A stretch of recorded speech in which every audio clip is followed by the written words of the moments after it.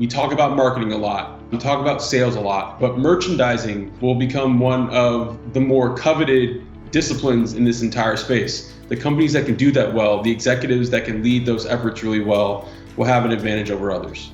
We will certainly find more ways to connect with our customer in the physical arena. And I think we take so many of those learnings back to how we connect with them in the digital arena. I think for us, we still believe there's many, many more iterations of how we can make that physical experience in the commerce part more streamlined, more frictionless, and the connection part more immersive.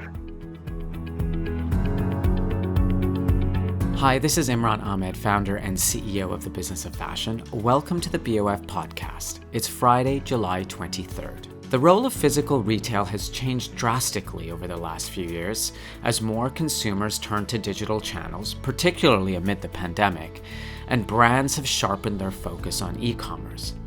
But physical stores are still an important touchpoint between customers and products. And during this month's BoF Professional Summit, What's a Store For?, I caught up with Krishna Nikhil, Chief Merchandising Officer of Ssense, based in Montreal, and Web Smith, founder of the media company 2PM, to talk to them about making store a place for immersive experiences without diluting their purpose for acquiring customers.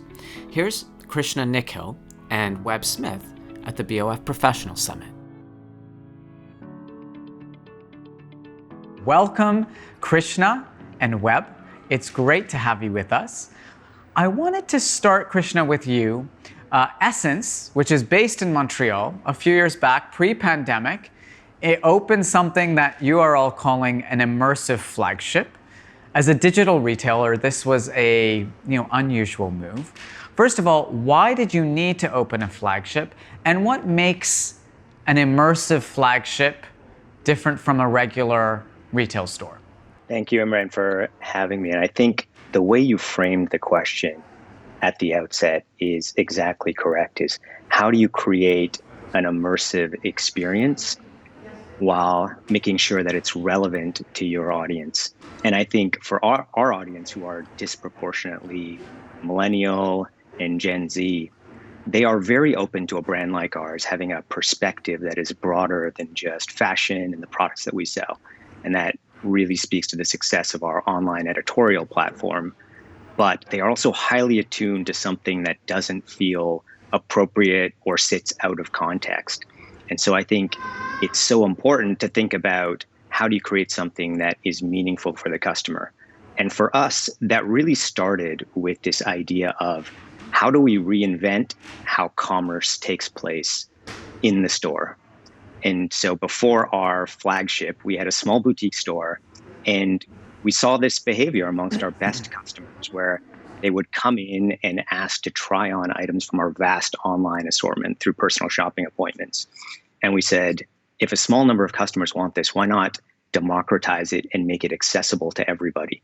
And so we built a technology and operational backbone that allows anybody to come in, book an appointment, and try on any item from our extensive online array. And we immediately saw a strong uptake from this. We have as many as 150 appointments a day in the store. And so this is an appointment-driven model, not as a gimmick, but it's the actual commercial engine that drives the store. And what that has allowed us to do is really liberate a significant amount of floor space for a more immersive experience. And so we started to think about how do we do cultural programming in a way that's relevant as a store, because you're not going to do it in the same way that a gallery does it or a museum does it. And for us, it was really in a similar way that we had done in the digital sphere, is bringing product and content together. So one of our first special projects was with Virgil Abloh. We recreated his Chicago home studio one-to-one in our store. We sold product that were replicas of his sketches, customized Air Force Ones, and we really saw a strong positive response from our audience.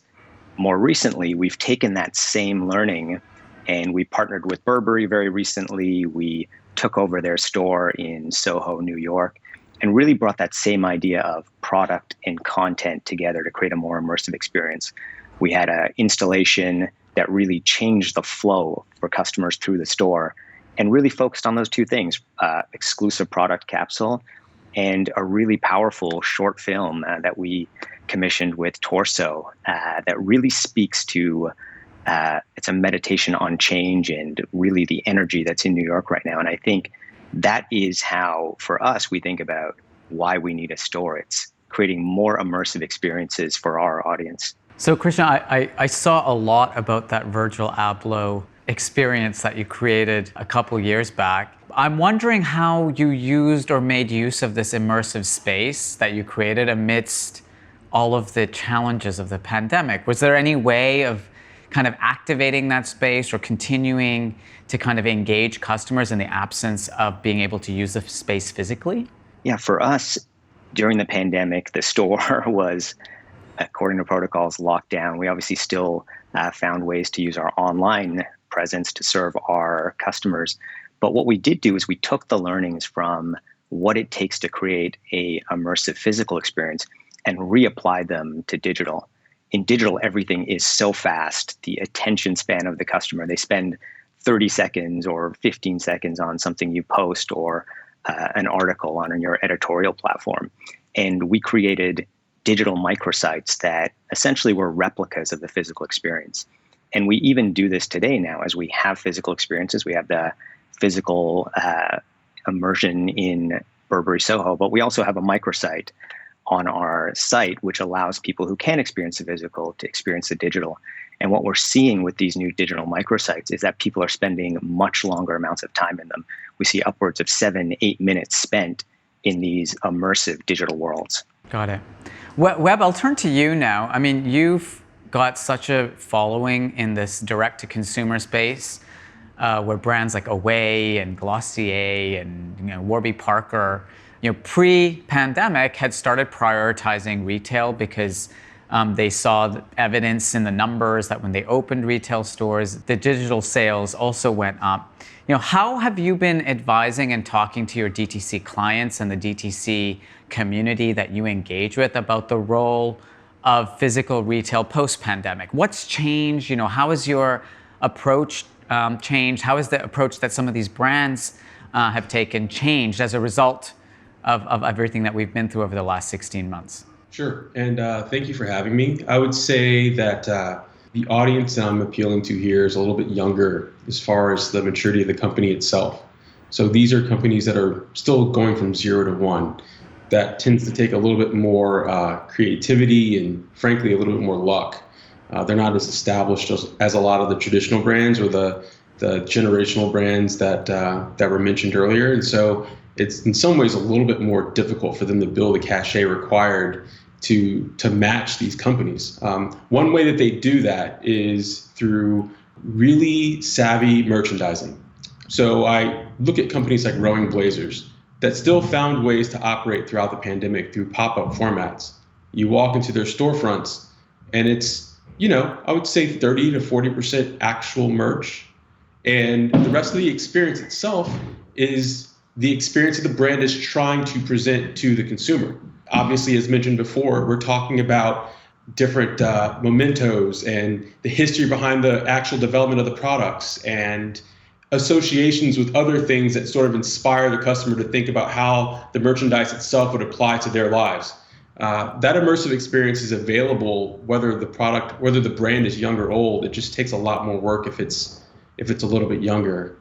When some of these DTC companies are thinking about opening a physical store or opening or setting up a pop-up, how are you advising them to think about where they do that? These companies are reaching, many cases, not just like national audiences in the US, but international audiences. Krishna, you have a similar situation. Montreal is the home of Ssense, but Montreal isn't the exclusive domain of the Ssense customers. So maybe, Web, to you first, when you think about location, what are the considerations of how to pick the right locations? Well, I think Krishna and I would both agree with this. You want to go for the Class A locations, right?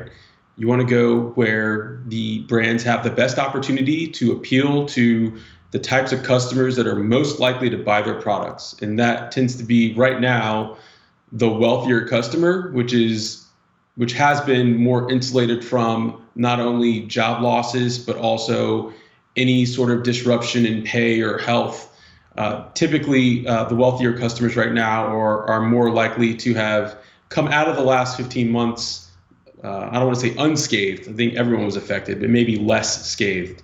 And so you're looking at Class A malls, you're looking at great urban shopping centers that have been redeveloped to appeal to an elevated audience. So you can find these anywhere from New York to even Pittsburgh. Austin, Texas has a great example in South Congress. There's like a cluster of these brands from Double RL down to the D2C brands that we talk about. And so, yeah, I think it's possible as long as you're focused on the right parts of the country and the right parts of those cities. Krishna, how about you? I mean, I guess Montreal was the natural place to open the first Ssense immersive flagship, but you have, a big North American, audience, a growing international customer. How do you think about, if appointment-based selling is so important to that customer, I guess, who's in Montreal or visiting Montreal, how are you thinking about extending this physical retail, immersive retail approach that we've been discussing beyond the Montreal HQ? Yeah, I think for us, there is so much power in collaborations, in partnership. We already have a global audience that is looking to connect with us. I think the partnership and collaboration we just had with Burberry allowed us to create a physical experience in New York. We will certainly find more ways to connect with our customer in the physical arena. And I think we take so many of those learnings back to how we connect with them in the digital arena. I think we're also much more about a company that talks about things after we've done them. So I do think while there will be more things that we do in the physical space, we'll stay tuned for more on that. Okay. Ever the secretive executive from the secretive company. All right. Let's talk about, changes. You're both, immersed in the space of retail and, digital brands that are kind of creating physical presence. Do you think physical retail has changed enough to catch up with this current moment, with all the behavioral change, with the shift and acceleration of online sales, with the kind of consumer psychology of being afraid or somewhat reluctant to be in crowded spaces with lots of other people? Krishna, I'll go to you first. What is changing? Is it changing fast enough? Are you seeing enough momentum around some of these topics around physical retail? I think it's a great question, and I don't think I can answer for other people, but I think for us and our customer, the expectation after what we've been through has changed significantly in terms of how they want a more frictionless experience for the commerce part in a physical store, but they're also willing to find more ways to connect and create a sense of community in those physical spaces. And I think 2 years ago, pre-pandemic, we felt like maybe the core model of the physical store is a bit out of date. And we started trying to reinvent that physical and commercial engine. So I think for us, we still believe there's many, many more iterations of how we can make that physical experience in the commerce part more streamlined, more frictionless, and the connection part more immersive. So how does that work in practice? Maybe you could just describe to us, for those of us, myself included, who haven't had the chance to visit your immersive flagship in Montreal, paint a picture for us of what it's like inside and how you're connecting and blending this digital physical situation. Yeah, so the way we view it is, our customers, they probably disproportionately have our app on their phone. They're always building a wish list of the new arrivals that they want to buy or try on. And the appointment experience is really that simple of you go through your wish list and add any of the items you want into an appointment and pick a time. That appointment is yours, whether you need someone helping you or not. That product's going to be sitting there waiting for you when you come into the store. And we've really built this operational backbone and a flow of goods that is different than any other store in the world. And I think what we are doing is giving both a great experience with product, but also giving time back to that customer who otherwise would have to come through the store, walk around, pick the items, find a fitting room. And that time back is about immersion in all the other experiences that we create in the store. And I think for us, we've really focused on creating big moments. The sort of Virgil Abloh takeover, we have an equivalently big moment coming in September that I'm hoping you will come join us for in Montreal. I'm going to try to get that onto your calendar. All right. Well, keep an eye out for it.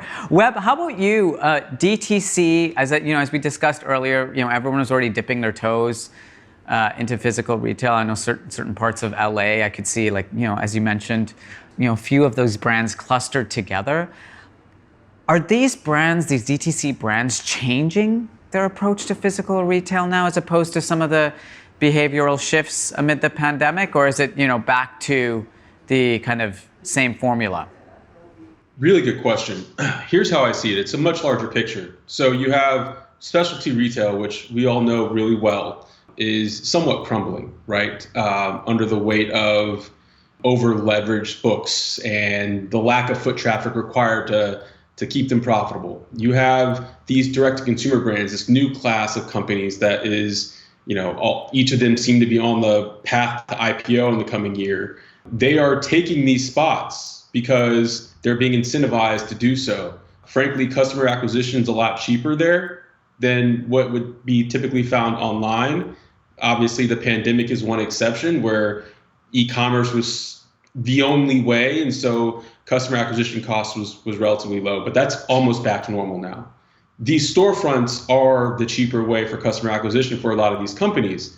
And mall developers, mall owners are begging them to take these spots because not only are they losing these spots given the loss of specialty retailers, the L brands and so on and so forth, the Cena retails, but also because millennials and Gen Z customers are attracted to these companies and it's getting them into these physical locations. So they are taking the old playbook and applying it to their modern retail format. And what happens, Web, to the non-prime locations and some of these? I follow you on Twitter, and you're always snap. Everyone should follow Web on Twitter, by the way, because he's got a great Twitter voice. But you're constantly making these observations about some of these old school brands and how they're not keeping up, and there's all of this Class B or Class C. What happens to the people or the companies that haven't thrived during the pandemic for a variety of reasons? What do you see happening to all of this excess retail space in the US?